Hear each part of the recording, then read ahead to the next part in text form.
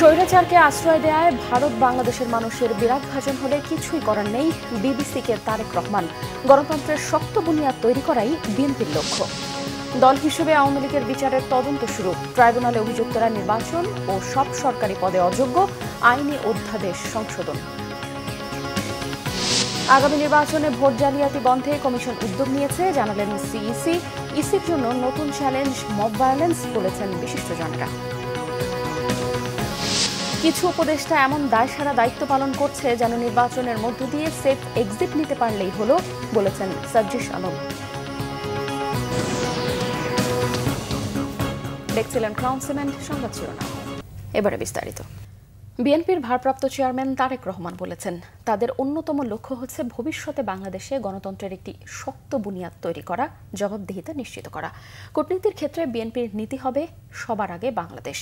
ভারতের প্রশ্নে তিনি পানির ন্যায্য হিস্সা চান, কাঁটাতারে আর কোনো ফেলানির ঝুলন্ত লাশ দেখতে চান না। বিবিসি বাংলাকে দেয়া সাক্ষাৎকারে দ্বিতীয় পর্বে তারেক রহমান এইসব কথা বলেন। বিস্তারিত জানাচ্ছেন আহমেদ সরোয়ার। আমরা প্রথম থেকে যে কথাটি বলেছি যে আমরা দীর্ঘদিন পর বিবিসি বাংলাকে সাক্ষাৎকার দেন বিএনপির ভারপ্রাপ্ত চেয়ারম্যান তারেক রহমান। দুই পর্বের এই সাক্ষাৎকারে তারেক রহমান নানা বিষয়ে কথা বলেন।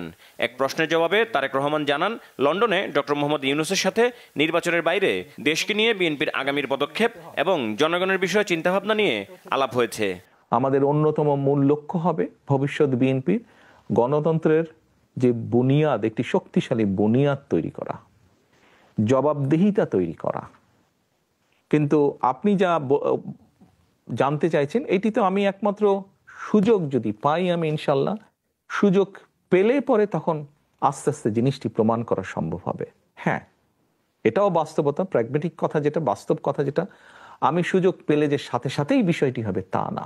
শুধু এতটুকু বলতে পারি যে yes, we are committed, we will try our best to do perform, best to do that. হতে পারে আমাদের দ্বারা কিছু ভুল ত্রুটি হয়েছে। আপনি একটু আগে একটা কথা বলেছিলেন, মানুষ তো অতীত থেকেই শিখে। ইয়েস, আমরা অতীত থেকে অভিজ্ঞতা অর্জন করেছি, এক্সপিরিয়েন্স অর্জন করেছি যে ঠিক আছে, এই কাজটি এইভাবে করলে হয়তো ভুল হয়, এটি আমরা ভবিষ্যতে ইনশাল্লাহ করবো না। সরকার গঠন করলে কূটনীতির প্রশ্নে বিএনপির মূলনীতি কি হবে জানতে চাইলে বেশ প্রাণবন্ত উত্তর দেন ভারপ্রাপ্ত চেয়ারম্যান। কথা বলেন ভারতের সাথে সম্পর্ক নিয়েও। কূটনীতির ক্ষেত্রে বিএনপির মূলনীতি কি হবে? Good question. বিএনপির মূলনীতি একটাই, সবার আগে বাংলাদেশ। আমি ভাই বাংলাদেশি, আমার কাছে বাংলাদেশের স্বার্থ বড়, আমার কাছে বাংলাদেশের মানুষের স্বার্থ বড়। কাজে কে কি বললো আমার কিছু যায় আসে না, আমার হচ্ছে সবার আগে বাংলাদেশ, সিম্পল। অবশ্যই আমি আমার পানির হিস্সা চাই, অবশ্যই আমি দেখতে চাই না যে ফেলানির আরেক ফেলানি ঝুলে আছে, অবশ্যই আমরা এটা মেনে নিব না। এখন তারা যদি স্বৈরাচারকে সেখানে আশ্রয় দিয়ে বাংলাদেশের মানুষের বিরাগ ভাজন হয়, সেখানে তো আমাদের কিছু করার নেই। এটা বাংলাদেশের মানুষ সিদ্ধান্ত নিয়েছে যে তাদের সাথে শীতল থাকবে, সো আমাকে আমার দেশের মানুষের সাথে থাকতে হবে। সংস্কার নিয়ে বিভিন্ন রাজনৈতিক দলের মতবিরোধ এবং জুলাই সনদ নিয়েও বিএনপির অবস্থান পরিষ্কার করেন তারেক রহমান। বিএনপিকে এগ্রি করতে হবে সবার সাথে, তাহলে ঠিক আছে, কিন্তু বিএনপি যদি কোনোটার সাথে একমত না হয় তাহলে বেঠিক। এটি তো গণতন্ত্র হলো না। কারণ গণতন্ত্রের মানেই তো হচ্ছে বিভিন্ন মতামত থাকবে, আমরা অনেক ব্যাপারেই একমত হব, হয়তো সকল ব্যাপারে একমত হব না। অসৎ উদ্দেশ্য থাকতো আমরা বলতে পারতাম যে মনের ভিতরে থাকতো একটা, বলতাম আরেকটা, যে ঠিক আছে ওকে অসুবিধা নেই, তারপরে ইনশাল্লাহ আমরা সরকার গঠনে সক্ষম হলে আমরা হয়তো করতাম না। তো আমরা যেটা মনে করছি আমরা সেটাই বলছি। অবশ্যই 31 দফা আমাদের রাজনৈতিক কমিটমেন্ট জনগণের প্রতি। আমরা তো আমাদের 31 দফার মধ্যে যেগুলো এটার সাথে মিলে গিয়েছে, এর ভিতরে যেগুলো মিলে গিয়েছে সেগুলো তো আমরা করবো। এর বাইরে যেগুলো থাকবে 31 দফার মধ্যে আছে কিন্তু এর বাইরে আছে, আমরা আমাদের 31 দফা বাস্তবায়ন করবো, কারণ ওটা তো আমাদের পলিটিক্যাল কমিটমেন্ট। যেগুলার সাংবিধানিক এন্ডোর্সমেন্ট লাগবে সেগুলো আমরা মনে করি যে নির্বাচিত সংসদ হওয়ার পরে সেখানে গ্রহণ করাটাই ভালো হবে। কারণ আপনি যদি নির্বাচিত সংসদের কথা বলছেন, অথচ তাকে বাদ দিয়ে যদি আপনি আউট অফ দি বক্স যদি আপনি কিছু করেন এবং এটা যদি রেওয়াজ হয়ে যায়, তাহলে এটা আমরা মনে করি যে এটা সাংবিধানিকভাবে হোক, আইনগতভাবে হোক, যে দৃষ্টিকোণ থেকে বিচার বিবেচনা করেন না কেন, ভবিষ্যতের জন্য এটা একটি খারাপ দৃষ্টান্ত হয়ে থাকবে। ক্ষমতায় গেলে মত প্রকাশের স্বাধীনতা ও সংবাদপত্রের স্বাধীনতার নিশ্চয়তা দেয়া হবে বলে জানান বিএনপির ভারপ্রাপ্ত চেয়ারম্যান।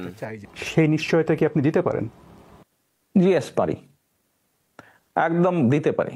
বিএনপি অতীত সরকারের সময় যেরকম সাংবাদিকদেরকে গুম করা হয়নি, সাংবাদিকদেরকে নির্যাতন করা হয়নি, সাংবাদিকদেরকে দেশ ছেড়ে যেতে হয়নি, বাধ্য হতে হয়নি, ইনশাল্লাহ ভবিষ্যতেও হবে না।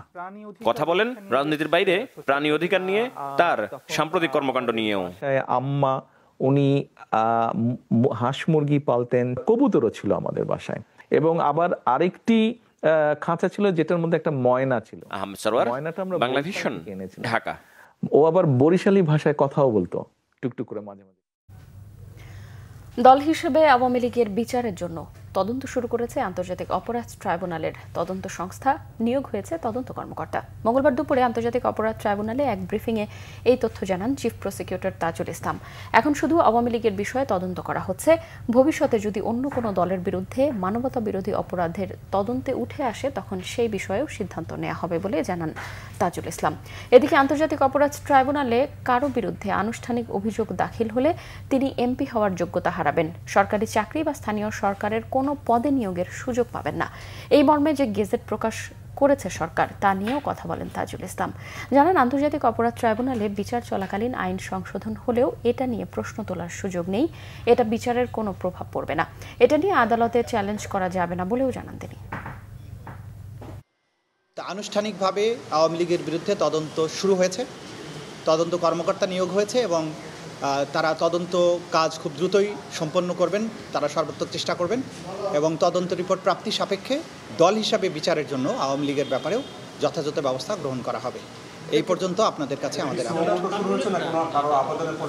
এটা আবেদনের প্রেক্ষিতেই, আবেদন আগেরই ছিল, সেটাকে যেহেতু সকল আবেদন একই সাথে নিষ্পত্তি করা সম্ভব ছিল না, ক্রমান্বয়ে এগুলো করা হচ্ছে। তো এই পর্যায়ে সেই আবেদনটাকে বিবেচনায় নিয়ে একটা কমপ্লেন্ট রেজিস্ট্রার নাম্বার ফেলে আনুষ্ঠানিক তদন্ত শুরু হয়েছে। প্রত্যেকটাই কাজে লাগবে, কারণ আদালতে যখন সাক্ষীরা তাদের বক্তব্য দিয়েছেন, দলের ইনভলভমেন্টের ব্যাপারে বলেছেন, এগুলো জুডিশিয়াল ডকুমেন্ট হয়ে গেছে। সুতরাং ভবিষ্যতে দলের বিরুদ্ধে যে তদন্ত হবে, দলের বিরুদ্ধে যে সমস্ত সাক্ষ্য প্রমাণ আসবে, তার মধ্যে বিদ্যমান যে সমস্ত সাক্ষ্য ইতিমধ্যে হয়ে গেছে যেগুলো, সেই সাক্ষ্য প্রমাণগুলো অন্যতম এভিডেন্স হিসেবে গণ্য হবে।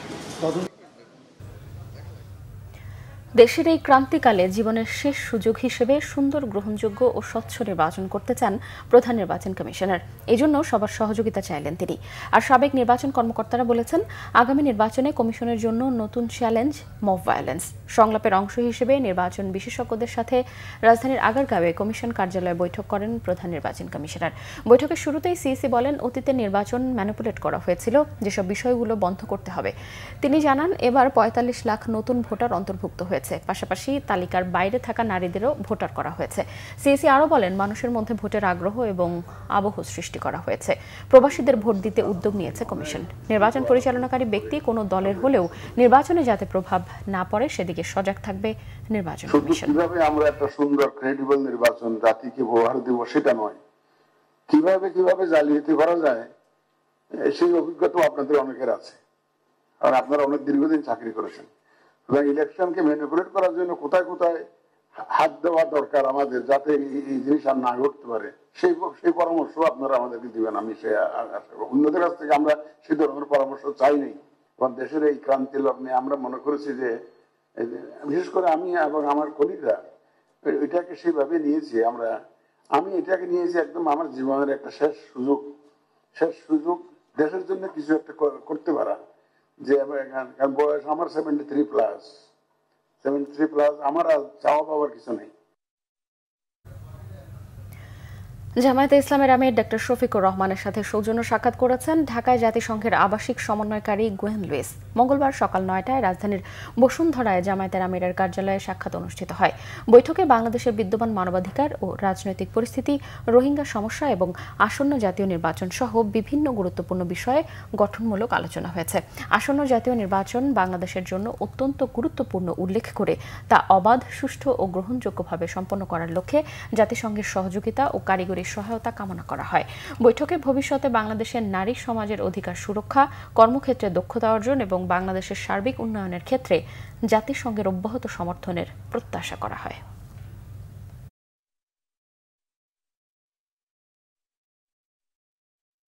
2026-এর ফেব্রুয়ারিতে সম্ভাব্য জাতীয় নির্বাচন সুষ্ঠু নিরপেক্ষভাবে যেন হতে পারে সে ব্যাপারে ওনারা সহযোগিতা করবেন।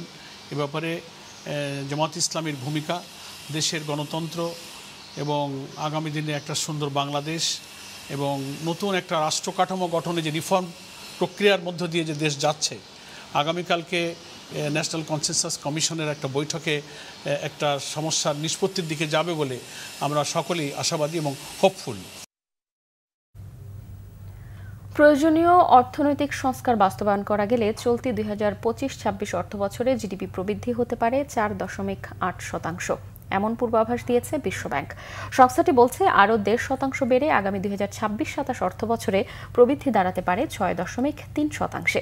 সকালে রাজধানীর আগারগাঁওয়ে সংস্থাটির ঢাকা কার্যালয়ে আয়োজিত সংবাদ সম্মেলনে বিশ্বব্যাংকের জ্যেষ্ঠ অর্থনীতিবিদ নাজমুস সাদাত খান বলেছেন, গত এক বছরে রপ্তানি বেড়েছে, রেমিট্যান্স এসেছে রেকর্ড পরিমাণ, আর বৈদেশিক মুদ্রার রিজার্ভেরও উন্নতি হয়েছে। বিশ্বব্যাংকের মতে মূল্যস্ফীতি কমতির দিকে থাকলেও এখনও তা 8%-এর ওপরে। সংস্থাটি জানিয়েছে আগের অর্থবছরের তুলনায় 2024-25 অর্থবছরে দারিদ্র্যের হার প্রায় 1% বেড়ে হয়েছে 21.2%। এছাড়াও গত 2 বছরে শ্রমশক্তিতে অংশগ্রহণ 69% থেকে কমে 58.9% নেমেছে। নতুন কর্মক্ষম জনগোষ্ঠীর মধ্যে প্রায় 24 লাখ নারী শ্রমবাজারের বাইরে রয়েছে বলেও জানিয়েছে বিশ্বব্যাংক। এনসিপির উত্তরাঞ্চলের মুখ্য সংগঠক সার্জিস আলম বলেছেন, কিছু উপদেষ্টার মধ্যে এমন আচরণ দেখা যাচ্ছে যেন দায়সারা দায়িত্ব পালন করে নির্বাচনের মধ্য দিয়ে সেফ এক্সিট নিতে পারলেই হয়ে গেল।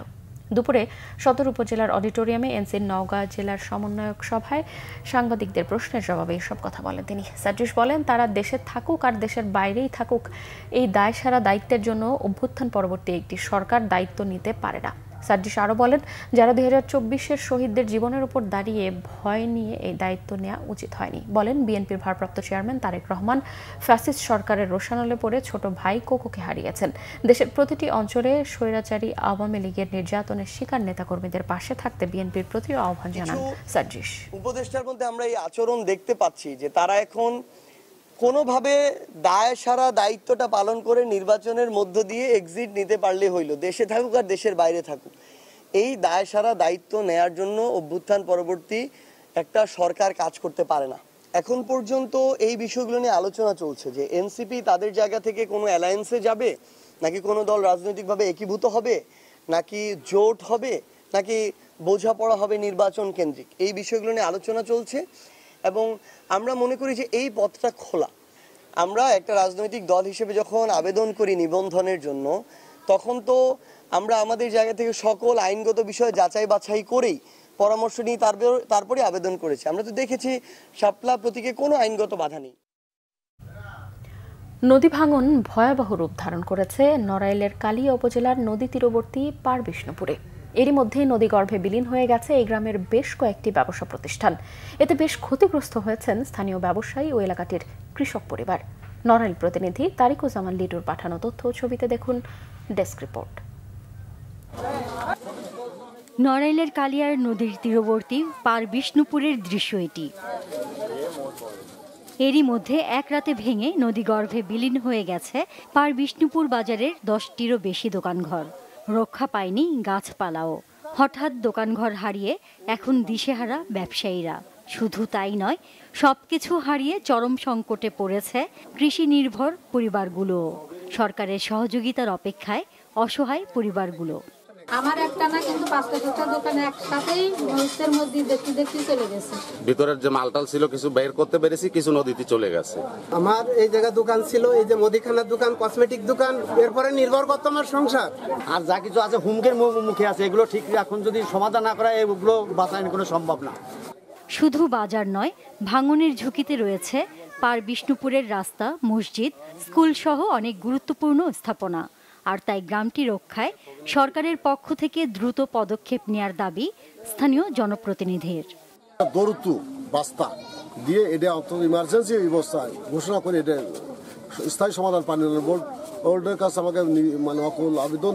এদিকে ভাঙন প্রতিরোধে দ্রুত ব্যবস্থা নেওয়ার আশ্বাস দিলেন জেলা পানি উন্নয়ন বোর্ডের নির্বাহী প্রকৌশলী। পারবিষ্ণুপুর গ্রামে আমরা ভাঙনের সংবাদ পাওয়া মাত্র অফিস থেকে আমরা প্রতিনিধি পাঠিয়েছি এবং আমরা নিজেরাও সবসময় সার্বক্ষণিক খোঁজখবর নিচ্ছি এবং ঊর্ধ্বতন কর্তৃপক্ষের সঙ্গে আমাদের কথা হয়েছে ভাঙন প্রতিরোধে যত দ্রুত আমরা ব্যবস্থা গ্রহণ করে আমরা দ্রুত ব্যবস্থা গ্রহণের চেষ্টা করবো আর কি। নবগঙ্গা নদীর অব্যাহত ভাঙন রোধে শিগগিরই ব্যবস্থা নেবে কর্তৃপক্ষ, এমনটাই আশা এলাকাবাসীর। Bangla vision news desk. পাহাড়ের আঞ্চলিক বাহিনীগুলোর সঙ্গে চট্টগ্রামের সন্ত্রাসীদের যোগসূত্র তৈরি হয়েছে এবং এটি দেশের সার্বিক নিরাপত্তার জন্য হুমকি বলে জানিয়েছেন চট্টগ্রাম জেলা পুলিশ সুপার। দুপুরে মহানগরীর ২ নম্বর গেট এলাকায় নিজস্ব কার্যালয়ে সাংবাদিকদের সাথে মতবিনিময়কালে তিনি এসব কথা বলেন। গত রবিবার এখন টিভির সাংবাদিক হোসেন জিহাদ এবং ক্যামেরা পার্সন মোহাম্মদ পারভেজের ওপর হামলার ঘটনায় জড়িতদের গ্রেফতার ও আইনি ব্যবস্থা নিতে পুলিশের সাথে এই মতবিনিময় করেন চট্টগ্রামের বিভিন্ন গণমাধ্যমে কর্মরত সাংবাদিকেরা। পুলিশ সুপার জানিয়েছেন ২ সাংবাদিকের ওপর হামলার ঘটনায় সম্পৃক্ত অপরাধীদের গ্রেফতারের জোর চেষ্টা চলছে। নারায়ণগঞ্জে পাওনার টাকা চাওয়ায় সালিশি বৈঠকে আলমগীর হোসেন নামের একজনকে হাতুড়ি দিয়ে পিটিয়ে হত্যা মামলার মূল পরিকল্পনাকারী সহ ২ জনকে গ্রেফতার করেছে পিবিআই। দুপুরে সাইনবোর্ড এলাকায় পিবিআই কার্যালয়ে এক সংবাদ সম্মেলনে এই তথ্য জানান পিবিআইয়ের পুলিশ সুপার মোস্তফা কামাল রাশেদ। তিনি জানিয়েছেন, গত ৩ অক্টোবর বাড়াইপাড়া সালিশি বৈঠক চলাকালে পূর্ব পরিকল্পিতভাবে আলমগীর হোসেনকে পিটিয়ে এবং ধারালো অস্ত্রের আঘাতে হত্যা করা হয়। এই ঘটনায় নিহতের বোন ১৯ জনের নাম উল্লেখ করে বন্দর থানায় মামলা দায়ের করেন। মুন্সিগঞ্জের বিভিন্ন স্থানে অভিযান চালিয়ে মূল পরিকল্পনাকারী জুয়েল ও ১৮ নম্বর আসামি আকিব ইবনে রাতুলকে গ্রেফতার করা হয়। প্রাথমিক জিজ্ঞাসাবাদে মূল পরিকল্পনাকারী জুয়েল জানিয়েছে, পাওনার টাকা নিয়ে বিরোধে আলমগীরকে হত্যা করে তারা। অন্য আসামিদের গ্রেফতারেও অভিযান চলছে। চলতি ২০২৫-২৬ অর্থ বছরের প্রথম প্রান্তিকেই জুলাই থেকে সেপ্টেম্বর পর্যন্ত ৩ মাসে চট্টগ্রাম বন্দরে ৯,২৭,৭১৩টি ইউএস কন্টেইনার হ্যান্ডলিং হয়েছে, যা গত বছরের একই সময়ের তুলনায় ১,০১,১৮৫ ইউএস বেশি। এর মাধ্যমে প্রবৃদ্ধির হার দাঁড়িয়েছে ১২.২৪%। একই সময়ে কার্গো হ্যান্ডলিং হয়েছে ৩,২৯,১৯,৯৬৬ মেট্রিক টন এবং জাহাজ হ্যান্ডলিং হয়েছে ১,০৩১টি। আগের বছরের তুলনায় প্রবৃদ্ধি অর্জিত হয়েছে যথাক্রমে ১৩.৮৮% ও ৯.২২%। এনসিটিতে বিগত ৩ মাসে ৩,৪২,৬৪৯টি ইউএস কন্টেইনার হ্যান্ডলিং হয়েছে। এতে গত বছরের একই সময়ের তুলনায় ৪১,৭৫৪টি ইউএস বেশি। এনসিটিতে এই সময়ে ১৭৮টি জাহাজ হ্যান্ডলিং হয়েছে, যা গত বছরের তুলনায় ২৬টি বেশি। চট্টগ্রাম বন্দর সচিব মোহাম্মদ ওমর ফারুক জানিয়েছে, বন্দর আধুনিকায়ন, ডিজিটালাইজেশন এবং নতুন প্রকল্প বাস্তবায়নের ধারাবাহিক অগ্রগতির ফলে চট্টগ্রাম বন্দর এখন আন্তর্জাতিক মানের দক্ষ বন্দর হিসেবে আত্মপ্রকাশ করেছে। বিশেষজ্ঞরা মনে করছেন, এই প্রবৃদ্ধি ও রপ্তানি আয়ের ইতিবাচক ধারা অব্যাহত থাকলে চট্টগ্রাম বন্দর আগামীতে বাংলাদেশে আরও শক্তিশালী অর্থনৈতিক অবস্থানে পৌঁছে দেবে। ঝালকাঠির সুগন্ধা ও বিষখালী নদীতে অবৈধভাবে ইলিশ ধরার কারণে ১১ জেলেকে কারাদণ্ড দেওয়া হয়েছে। জব্দ করা হয়েছে ৩৭,০০০ মিটার কারেন্ট জাল। ইলিশ সংরক্ষণে ঝালকাঠির সুগন্ধা ও বিষখালী নদীতে রাত থেকেই সকাল পর্যন্ত মৎস্য বিভাগ ও প্রশাসন অভিযান চালায়। নিষেধাজ্ঞা অমান্য করে ইলিশ ধরার কারণে এই সময় ১১ জেলেকে ১ মাসের কারাদণ্ড দিয়েছে ভ্রাম্যমাণ আদালত। গত ২৪ ঘন্টার অভিযানে ৩৭,০০০ মিটার অবৈধ কারেন্ট জাল ও ৩টি মাছ ধরার নৌকা জব্দ করেছে মৎস্য বিভাগ। এছাড়াও সুগন্ধা ও বিষখালী নদীর ঝালকাঠি সদর, রাজাপুর ও নলছিটি উপজেলায় ৮৫ কিলোমিটার এলাকার বিভিন্ন পয়েন্টে অভিযান চালানো হয়। বৃষ্টির অজুহাতে খালের ওপর সেতু নির্মাণ কাজ বন্ধ রেখে বিকল্প সড়ক না করেই লাপাত্তা ঠিকাদার। স্থানীয়দের অভিযোগ, রূপগঞ্জ উপজেলার এলজিইডির কর্মকর্তাদের দায়িত্বে অবহেলায় রূপগঞ্জ পূর্বাচল সংযোগ সড়কটি অচল হয়ে পড়েছে। এতে চরম ভোগান্তিতে ওই রুট ব্যবহারকারীরা। রূপগঞ্জ প্রতিনিধি খলিল শিকদারের পাঠানো তথ্য ছবিতে দেখুন ডেস্ক রিপোর্ট। এ দৃশ্য রূপগঞ্জের ডেমরা কালীগঞ্জ সড়কের। গত ৩ বছর ধরে চলছে রূপগঞ্জ সদর থেকে পূর্বাচল ৩০০ ফুট সড়ক সংযোগের দুটি গুরুত্বপূর্ণ সড়ক নির্মাণ কাজ, যার নির্মাণ ব্যয় ধরা হয়েছে ৮৫ কোটি টাকা। এরই মধ্যে ঠিকাদারের বিরুদ্ধে কাজে গাফিলতির অভিযোগ উঠেছে। শুধু তাই নয়, ওই সড়কের মুসুরি, ভিংরাবো আর উত্তর ব্রাহ্মণখালী এলাকায় থাকা ৩টি খাল দিয়ে চলাচলের বিকল্প ব্যবস্থা না করেই এলজিইডির নির্দেশনায় সেতুগুলো ভেঙে দিয়ে এখন লাপাত্তা ওই ঠিকাদারি প্রতিষ্ঠান এনডিই। দায়িত্বে অবহেলার অভিযোগ উপজেলা প্রকৌশলীর বিরুদ্ধেও। চরম ভোগান্তিতে রূপগঞ্জের প্রায় ৩ লাখ বাসিন্দা।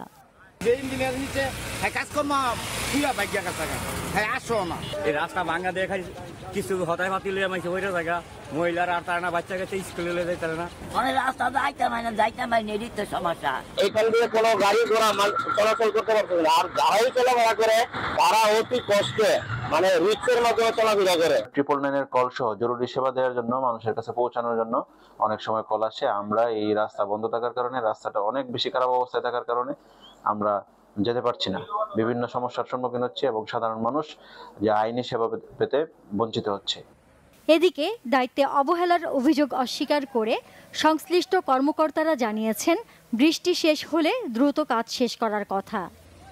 এই প্রাকৃতিক দুর্যোগের উপরে আমাদের আসলে কোনো কথা নাই। গতকালকে আমি ইউনো স্যার সহ আমাদের গোলাকান্দাল বা বিভিন্ন ইউনিয়নে আমরা ভিজিট দিছি, যেখানে মানুষের যে পানি নিয়ে যে দুর্ভোগ এগুলো নিয়ে আমরা কাজ করতে সমস্ত কর্মকর্তাদের সাথে পরামর্শক্রমে আমি অ্যাজ এ সাব ইঞ্জিনিয়ার হিসেবে আমার যতটুকু দায়িত্ব আমি আমার সর্বোচ্চ চেষ্টা করি ভাই। আশা করি সামনের দিনগুলোতে আরও ভালো সার্ভিস আপনাদের দেওয়ার চেষ্টা করব। আমরা একাধিকবার সাইট ভিজিট করেছি, সেটা কি প্ল্যান করা যায়। আমরা এলাকার যারা ছিলেন গণ্যমান্য ব্যক্তিবর্গ, আপনাদের মিডিয়ার সামনে আমরা একাধিকবার কথা বলেছি। সকল দিক থেকে আমরা নজর রাখছি যাতে জনদুর্ভোগ যত কমিয়ে আমরা দ্রুত কাজটি শেষ করতে পারি। গুরুত্বপূর্ণ এ সড়ক ও সেতুগুলোর কাজ দ্রুত শেষ করার দাবি উপজেলাবাসীর। Bangla vision news desk. দেশের বিভিন্ন জায়গার আরো কিছু খবর নিয়ে ডেস্ক রিপোর্ট। বিএনপির নতুন সদস্য সংগ্রহ ও নবায়ন কর্মসূচির উদ্বোধন হয়েছে বরিশালে। দুপুরে নগরীর সদর রোডের অশ্বিনী কুমার হলে এতে প্রধান অতিথি ছিলেন কেন্দ্রীয় স্বেচ্ছাসেবক দলের সাবেক সহসভাপতি ফরিদউদ্দিন আহমেদ। ফেনীর ফুলগাজীর আমজাদহাট, দরবারপুর ও মুন্সিহাট ইউনিয়নের বিভিন্ন এলাকায় গণসংযোগ ও পথসভা করেছেন ঢাকা মহানগর দক্ষিণ বিএনপির আহ্বায়ক রফিকুল আলম মজনু। এতে উপস্থিত ছিলেন বিভিন্ন শ্রেণী পেশার মানুষ। কেন্দ্রীয় বিএনপির সাংগঠনিক সম্পাদক জি কে গৌসকে নিয়ে সামাজিক যোগাযোগ মাধ্যমে গুজব ও অপপ্রচার ছড়ানোর অভিযোগে সংবাদ সম্মেলন করেছে হবিগঞ্জ মোটর মালিক গ্রুপ। দুপুরে নিজ কার্যালয়ে এতে বক্তব্য রাখেন সংগঠনের ভারপ্রাপ্ত সাধারণ সম্পাদক আবু মঈন চৌধুরী সোহেল। বিএনপির 31 দফা বাস্তবায়নের প্রচারণা চালিয়েছে খাগড়াছড়ি মাটিরাঙ্গা মহিলা দল। এদিকে মানিকছড়ির তিনটহরি, যোগ্যছলা, পানছড়ি, জিয়ানগর ও দিঘিনালাল বেতছড়িতে ধানের শীষ প্রার্থীর পক্ষে গণসংযোগ চালিয়েছে বিএনপি ও তার অঙ্গ ও সহযোগী সংগঠনের নেতাকর্মীরা। ত্রয়োদশ জাতীয় সংসদ নির্বাচন উপলক্ষে রংপুর 3 আসনের উন্নয়ন ভাবনা নিয়ে মতবিনিময় সভা হয়েছে। দুপুরে স্থানীয় মডেল মসজিদ হলরুমে গণমাধ্যম কর্মীদের সাথে সভায় উপস্থিত ছিলেন মহানগর বিএনপির আহ্বায়ক শামসুজ্জামান শামু। চট্টগ্রামে এখন টিভির সাংবাদিকের উপর হামলাকারীদের দ্রুত গ্রেপ্তার ও বিচারের দাবিতে মানববন্ধন ও প্রতিবাদ সমাবেশ হয়েছে ময়মনসিংহে। সকালে স্থানীয় প্রেস ক্লাবের সামনে এতে অংশ নেন টেলিভিশন জার্নালিস্ট অ্যাসোসিয়েশন সহ বিভিন্ন সংগঠনের সাংবাদিকরা। টাইফয়েড টিকাদান ক্যাম্পেইন উপলক্ষে কনসালটেশন ওয়ার্কশপ হয়েছে ঠাকুরগাঁয়ে। সকালে জেলা প্রশাসকের সম্মেলন কক্ষে এতে প্রধান অতিথি ছিলেন জেলা প্রশাসক ইসরাত ফারজানা। একই কর্মশালা হয়েছে ঝিনাইদহেও। শহরের আরাবপুরে ইসলামিক ফাউন্ডেশন কার্যালয়ের সম্মেলন কক্ষে এতে বক্তব্য রাখেন সদর হাসপাতালের তত্ত্বাবধায়ক ডাক্তার মোহাম্মদ মোস্তাফিজুর রহমান ও জেলা শিক্ষা অফিসার মোহাম্মদ লুৎফর রহমান সহ অন্যরা। এছাড়া টাইফয়েড টিকাদান ক্যাম্পেইন উপলক্ষে সাংবাদিকদের কর্মশালা হয়েছে বান্দরবানে। সিভিল সার্জন কার্যালয়ে এতে বক্তব্য রাখেন সিভিল সার্জন ডাক্তার মোহাম্মদ শাহিন হোসেন চৌধুরী। নর্থ সাউথ বিশ্ববিদ্যালয়ে কোরআন অবমাননার প্রতিবাদে বিক্ষোভ সমাবেশ হয়েছে চাঁপাইনবাবগঞ্জে। শহরের শান্তি মোড় থেকে বিক্ষোভ মিছিলটি বের করেন সচেতন ছাত্র জনতা। Bangla vision news desk. সংবাদ শেষ করব ক্রাউন সিমেন্ট শিরোনামগুলো আরও একবার জানিয়ে।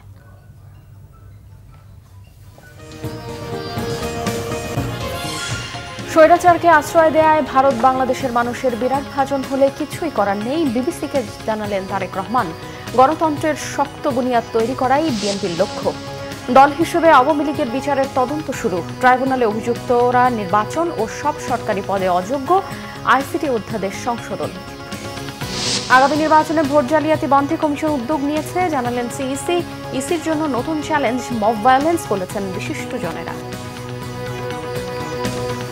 কিছু উপদেষ্টা এমন দায়সারা দায়িত্ব পালন করছে যেন নির্বাচনের মধ্য দিয়ে সেফ এক্সিট নিতে পারলেই হলো, বলেছেন সাজ্জিস আলম।